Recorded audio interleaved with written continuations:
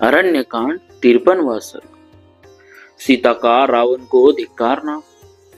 रावण को आकाश में उड़ते देख मिथिलेश कुमारी जानकी दुख मग्न हो अत्यंत उद्विग्न हो रही थी। वे बहुत बड़े भय में पड़ गई थी।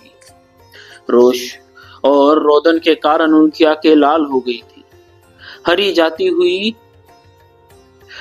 जाती हुई सीता करुणाजनक स्वर में रोती हुई उस भयंकर नेत्र वाले राक्षस राज से इस प्रकार बोली, ओ नीच रावण, क्या तुझे अपने इस कुकर्म से लज्जा नहीं आती, जो मुझे स्वामी से रहित अकेली और असहाय जानकर चुराए लिए भागा जाता है।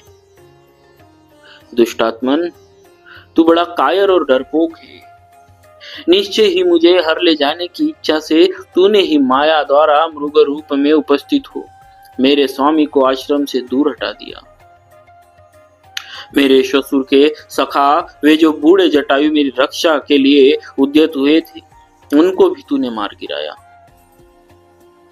नीच राक्षस, अवश्य तुझ में बड़ा भारी बल दिखाई देता है, क्योंकि तू बूढ़े पक्षी को भी मार गिराता है। तूने अपना नाम बताकर श्री राम लक्ष्मण के साथ युद्ध करके मुझे नहीं जीता है।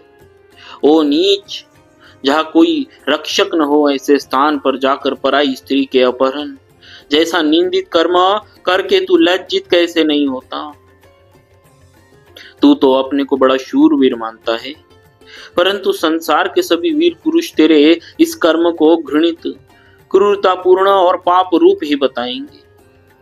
तूने पहले स्वयं ही जिसका बड़े ताव से वर्णन किया था, तेरे उस शौर्य और बल को धिक्कार है। कुल में कलंक लगाने वाले तेरे ऐसे चरित्र को संसार में सदा धिक्कार ही प्राप्त होगा।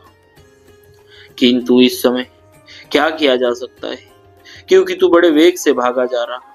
अरे, 2 घड़ी तो भी ठहर जा,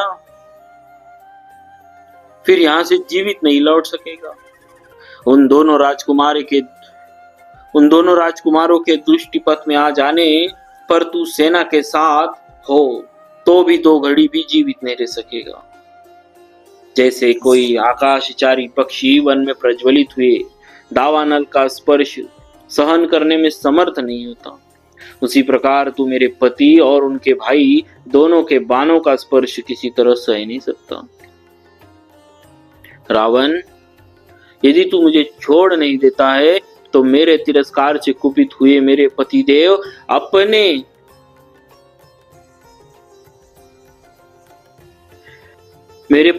अपने भाई के साथ चढ़ जाएंगे और तेरे विनाश का उपाय करेंगे।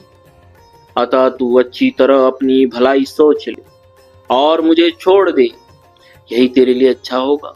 नीच, तू जिस संकल्प या अभिप्राय से बलपूर्वक मेरा हरण करना चाहता है, तेरा वह अभिप्राय व्यर्थ होगा। मैं अपने देवोपम पति का दर्शन न पाने पर शत्रु के अधीनता में अधिक काल तक अपने प्राणों को नहीं धारण कर सकूंगी। निश्चय ही तू अपने कल्याण और हित का विचार नहीं करता है। जैसे मरने के समय मनुष्य स्वास्थ्य के विरोधी पदार्थों का सेवन करने लगता है, वही तेरी दशा है। प्रायः सभी मरणासन्न मनुष्य को पथ्य, हितकारक सलाह या भोजन नहीं रुचता है। निशाचर, मैं देखती हूँ तेरे गले में काल की फांसी पड़ चुकी है। इसी से इस भय के स्थान पर भी तू निर्भय बना हुआ है। रावण, अवश्य ही तू सुवर्णमय वृक्षों को देख रहा है, रक्त का स्रोत बहाने वाली भयंकर वैतरणी नदी का दर्शन कर रहा है। भयानक असी पत्र वन को भी देखना चाहता है, तथा जिसमें तपाए हुए सूर्ण के समान फूल तथा श्रेष्ठ वैदूर्यमणि नीलम के समान पत्ते हैं, और जिसमें लोहे के कांटे चिने गए हैं, उस तीखी शालमलिका भी अब तू शीघ्र ही दर्शन करेगा। निर्दयी निशाचर, तू महात्मा श्री राम का ऐसा महान अपराध करके विषपान किए हुए मनुष्य की भांति अधिक काल तक जीवन धारण नहीं कर सकेगा। रावण, तू अटल कालपाश से बंध गया है। मेरे महात्मा पति से बचकर तू कहां जाकर शांति पा सकेगा। जिन्होंने अपने भाई लक्ष्मण की सहायता लिए बिना ही युद्ध में पलक मारते मारते 14,000 राक्षसों का विनाश कर डाला, वे संपूर्ण अस्त्रों का प्रयोग करने में कुशल, बलवान और वीर रघुनाथ जी अपनी प्यारी पत्नी का अपहरण करने वाले तुझ जैसे पापी को तीखे बाणों द्वारा क्यों नहीं काल के गाल में भेज देंगे। रावण के चंगुल में फंसी हुई विदेह राजकुमारी सीता भय और शोक से व्याकुल हो ये तथा और भी बहुत से कठोर वचन सुनाकर करुण स्वर में विलाप करने लगी।